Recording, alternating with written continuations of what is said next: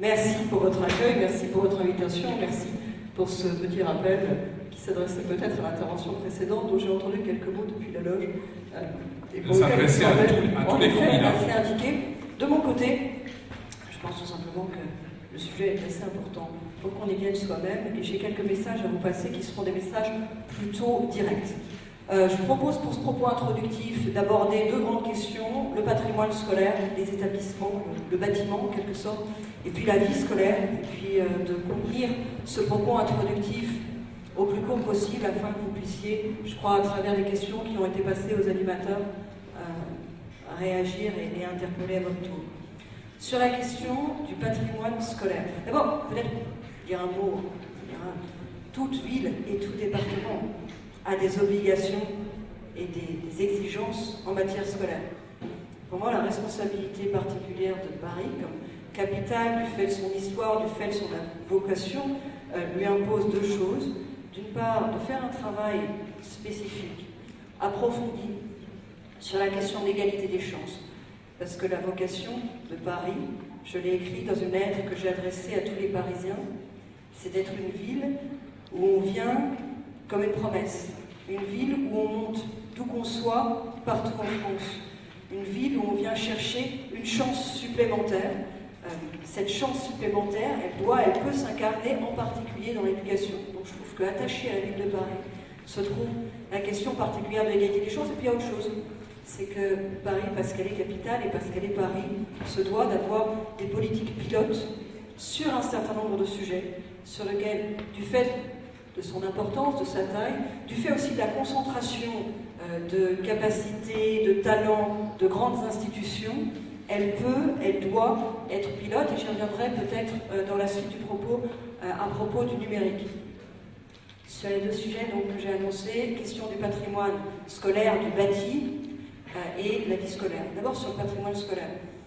Paris a un très très vaste patrimoine, 600 et quelques écoles primaires et maternelles, 100 et quelques collèges, tout ça, ça fait beaucoup de bâtiments. Aujourd'hui, l'entretien, l'état de ce bâtiment est très inégal et dans certains cas assez désastreux. Je pense notamment, pour ce qui est de l'état, au collège. On trouve parfois, quand on a des enfants en maternelle ou en primaire, que ce n'est pas extraordinaire, le collège et souvent les collèges sont souvent dans un état encore plus difficile. Il y a un retard d'investissement considérable qui a été fait. Si vous regardez les chiffres de la ville en matière d'investissement dans le patrimoine, ils sont d'abord assez difficiles à démêler, parce que les choses sont réparties ici ou là. Ils sont très faibles, et surtout, ils sont absolument sans prévisibilité. Vous n'avez pas de programmation pluriannuelle. La Cour des comptes, c'était au mois de juillet dernier, proposait qu'il y ait un plan pluriannuel d'investissement dans le patrimoine immobilier. Ça permettrait deux choses. D'abord, de savoir ce qu'on va dépenser, de programmer les travaux. Et puis ça permettrait aussi d'avoir un plan de répartition des capacités, des nouvelles capacités notamment, en fonction du développement des effectifs. Il faudra pour ça faire converger les chiffres de la ville de Paris et ceux de l'Académie sur les prévisions en matière d'effectifs, parce qu'aujourd'hui, ils sont souvent assez différents. En tout cas, la situation est que vous avez 25% des capacités qui sont presque vides, et en revanche, certains établissements qui, eux, sont complètement blindés, remplis, et pour autant, pas de plan prévisionnel d'investissement. Je propose qu'on mette en place un tel plan prévisionnel d'investissement, et au regard des chiffres qui existent sur ce qui a été investi, il faut probablement, en tout cas c'est ce que j'ai prévu dans le bouclage de mon programme, au moins doubler et prévoir la construction, en plus de la réhabilitation, de 2 collèges, compte tenu des prévisions en matière d'effectifs. Sur le patrimoine scolaire, toujours sur le bâti, il y a 3 sujets qui me semblent mériter une attention particulière. Je parlais d'exemplarité tout à l'heure. On voudrait, on attend, on souhaite que les lieux d'accueil des enfants soient exemplaires, tout et en particulier en matière écologique, en matière de rénovation thermique. Il faudra absolument, ce n'est pas toujours le cas, que dans les rénovations ou dans les nouveaux établissements soient respectées les meilleures normes qui sont les nouvelles normes en matière thermique. 80 kWh par mètre carré par an sur la rénovation, 50 kWh par mètre carré par an sur les nouvelles constructions. J'ajoute que ce sont des investissements qui, dans une commune, sont très vite récupérés, parce qu'on les récupère sur les charges de chauffage. Deuxième sujet sur lequel il doit y avoir de l'exemplarité en matière de bâti, c'est sur les questions santé environnementale. On avait développé dans le cadre du Grenelle de l'environnement un plan de santé environnementale et en mettant l'accent sur les espaces accueillant des jeunes enfants. Il y a un sujet sur lequel je trouve qu'il faut avoir une attention vraiment particulière et qui pour le moment ne bénéficie pas de toute l'attention nécessaire, c'est la question des perturbateurs endocriniens. Les écoles peuvent être le lieu de développement d'un pilote sur l'analyse, la recherche des perturbateurs endocriniens et la lutte contre eux. Il y a des choses assez simples à mettre en œuvre. Très souvent, les enseignants, le personnel d'entretien ne sont pas informés. On passe, quand on est adulte, 90% de son temps dans l'air intérieur. Quand on est enfant, 80% de son temps. Et une grande partie de ce temps, évidemment, se passe à l'école. C'est-à-dire qu'en matière de santé environnementale, on se concentre sur l'air extérieur. C'est vrai que c'est l'air extérieur qui rentre à l'intérieur, mais à l'intérieur, il y a aussi toutes sortes de polluants plus particuliers. Je trouve que les écoles, plus largement les lieux d'accueil des enfants, notamment les lieux sportifs, méritent une attention particulière à cet égard. Troisième point d'attention en matière d'immobilier scolaire, la question d'accessibilité. On est très en retard. Je parlais des 662 précisément écoles maternelles et primaires. Parmi elles, vous n'en avez que 108 à Paris qui sont intégralement accessibles. Et on le voit d'ailleurs en ce moment à l'occasion de la préparation des élections, puisque certaines sont bureaux de vote. Moi, par exemple, l'école primaire de mon fils aîné, ils ont mis une rampe d'accessibilité à l'occasion des élections, parce qu'il faut que tout le monde puisse rentrer dans le bureau de vote, il faut que l'accessibilité du bureau de vote soit complète, donc l'école devient accessible à l'occasion des élections, mais le reste de l'année, elle n'est pas. 108 sur 662, c'est faible. La proportion sur les collèges est très faible, elle aussi. Première discrimination qui touche les personnes handicapées, c'est l'emploi, et c'est l'emploi aussi du fait de la formation initiale. La formation initiale, ça commence dès le début, la capacité à pouvoir accéder. Et je propose de se donner comme objectif de doubler le nombre d'établissements totalement accessibles en un mandat. Là aussi, c'est quelque chose qui a été chiffré, qui a été budgété. Deuxième pilier, ce propos introductif, la vie scolaire. Et je me permettrai... Oui, 3 minutes. Très bien. Alors, je voudrais sur ce sujet concentrer mon intervention sur la réforme des rythmes scolaires, qui a beaucoup agité le début d'année et qui continue à être un questionnement présent dans les écoles. Personnellement, je pense que cette réforme a été bâclée. Je pense qu'elle pose aujourd'hui des problèmes fondamentaux auxquels il faudra répondre. Et il faudra répondre vite. D'abord, on a fait cette réforme au nom de la chronobiologie des enfants. Donc, au nom de la chronobiologie des enfants, on a fait quelque chose qui aujourd'hui s'avère assez dévastateur, notamment pour les petits. Pour les primaires, on peut discuter, le problème principal n'est pas la fatigue ou le rythme. Pour les petits, en maternelle, contrairement aux instructions qui auraient été données, il y a toujours des enfants qui sont réveillés pendant la sieste en maternelle, et surtout il y a un état de fatigue des enfants en maternelle qui est important.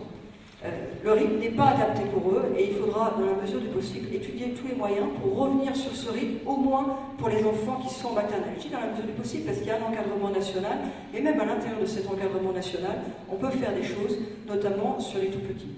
Deuxième problème que pose cette réforme, comme elle a été faite à la va-vite, le recrutement des animateurs a été fait lui aussi à toute vitesse. Et on a une grande inégalité, vrai problème de transparence sur un certain nombre de profils et un vrai problème de formation. C'est quelque chose qu'il va falloir rapidement compenser. Troisième problème, cette réforme elle a été construite d'une manière qui ne conforte pas l'autorité des professeurs, mais qui même, dans une certaine manière, la remet en cause. Que les professeurs, que les enseignants ne soient pas consultés à aucun moment sur les animations qui sont proposées dans des heures qui étaient traditionnellement des heures de classe, dans des lieux qui sont des lieux de classe, aux enfants de leur classe, conduit à des aberrations. Des aberrations dont on a un certain nombre d'exemples, des enfants de petite section auxquels on a mis un stylo dans la main à un moment de l'année où le professeur n'avait pas du tout fini lui, tout son enseignement, toute sa pédagogie, pour apprendre à tenir un stylo. On forme pendant des années les enseignants à une pédagogie. Et du jour au lendemain, on leur dit finalement, tout ça c'est rien. Et aux heures de classe et dans vos lieux de classe, on va vous mettre des animateurs qui n'ont pas particulièrement de formation et qui vont éventuellement proposer des animations qui ne s'inscrivent absolument pas dans le parcours qui est celui que vous proposez, vous, aux enfants, et qui même le heurtent. C'est un problème. Troisième sujet, qui se rattache à la question de l'égalité des chances que j'évoquais, la qualité des contenus qui sont proposés en offre périscolaire. Ces contenus qui sont proposés aux enfants, ils sont aujourd'hui très inégaux. Ils sont très inégaux d'école à école, ils sont très inégaux de quartier à quartier. Et quand vous regardez d'ailleurs arrondissement par arrondissement, il n'est pas impossible que, dans la mesure où on sollicite des associations locales, et qu'assez logiquement, le réseau d'associations locales et leur richesse est plus dense dans les quartiers où il y a plus de moyens, cette réforme qui coûtera 80 millions d'euros en rythme annuel soit finalement quelque chose qui contrevient à l'égalité des chances plutôt que quelque chose qui y participe. Je m'explique. Qu'est-ce qui se passe aujourd'hui dans les écoles au deuxième trimestre? Les parents qui ont les moyens, ils retirent leurs enfants. Ils retirent leurs enfants à 15h, ils viennent les chercher. Et ils les mettent dans des activités payantes, ils peuvent, de qualité. Et les autres, ils restent à l'école. Madame, nous sommes obligés. Est-ce qu'on leur propose d'écourter, sinon. Oui. Mais je crois que tout le monde l'a compris. Et je suis sûre que j'aurai l'occasion d'y revenir dans les réponses. Je suis sûr que tout le monde vous a compris. Mais néanmoins, nous voudrions aborder d'autres sujets que l'aménagement des rythmes éducatifs. Moi, j'ai l'intention d'en reparler. Mais c'est très bien. Mais c'est l'objet de cette réunion est de dépasser cet enjeu-là, même s'il est important. Mais attendez, je voudrais dire un mot là-dessus. Vous savez que c'est le sujet dont on parle en ce moment dans les écoles. Oui, on ne parle pas que de ça. Vous savez, quand on se préoccupe d'éducation, on parle de beaucoup d'autres choses. Voilà. Mais je pense qu'on va donner la parole à Marie-Jeanne. Là, dans les écoles, on en parle quand même beaucoup. Je suis sûre que ça intéresse les enfants. Alors, vous allez voir, il y a des questions extrêmement précises de la salle, j'y viendrai tout à l'heure, et extrêmement variées sur des sujets tout à fait différents que tous ceux qu'on a abordés jusque-là. J'ai relevé un point sur lequel je voulais vous interroger. Il y a une question de la salle qui est sur ce point aussi. Dans votre projet, c'est sur la carte scolaire, sur la sectorisation. Vous proposez que soit maintenue la faculté pour les familles de choisir le collège de leurs enfants, même si le principe d'affectation sur le lieu de résidence doit demeurer. Je dois avouer que sur ce point précis, on aimerait des précisions, puisqu'on ne voit pas très bien comment vous faites pour concilier ces deux obligations. C'est la situation, c'est-à-dire qu'aujourd'hui, vous recevez une affectation de principe et vous avez la faculté de demander une dérogation par rapport à cette affectation de principe. C'est le système actuel. Donc, je voudrais dire là-dessus quelque chose. Je voudrais dire là-dessus quelque chose de très précis. Le problème du système actuel, c'est pas de modifier la question des dérogations, de la sectorisation, c'est de faire en sorte que aucun établissement ne soit un établissement finalement d'exclusion. Parce que c'est ça la réalité. Moi j'aimerais qu'on pose la question à tous ces beaux esprits, et notamment à tous les conseillers de Paris, la majorité sortante, et de l'autre d'ailleurs, de savoir où sont leurs enfants, et s'ils ont demandé une dérogation. Est-ce que leurs enfants sont dans le public ou dans le privé? Est-ce qu'ils ont été demandeurs d'une dérogation? On tomberait sur des choses intéressantes. Parce que la réalité d'aujourd'hui, je finis ma réponse si vous voulez bien, la réalité d'aujourd'hui, c'est qu'il y a des établissements qui étaient assez mixtes socialement et donc dans lesquels se faisait un processus d'intégration et qui aujourd'hui sont des établissements qui n'accueillent plus que ceux qui n'ont pas le choix. Et tant qu'il y aura la possibilité d'autre chose, c'est-à-dire de se désectoriser en allant dans le privé, il y aura des parents, y compris des parents qui ont peu de moyens, pour désectoriser leurs enfants. Donc le problème, c'est de faire en sorte que tous les établissements aient la qualité et que l'égalité des chances soit vraiment respectée.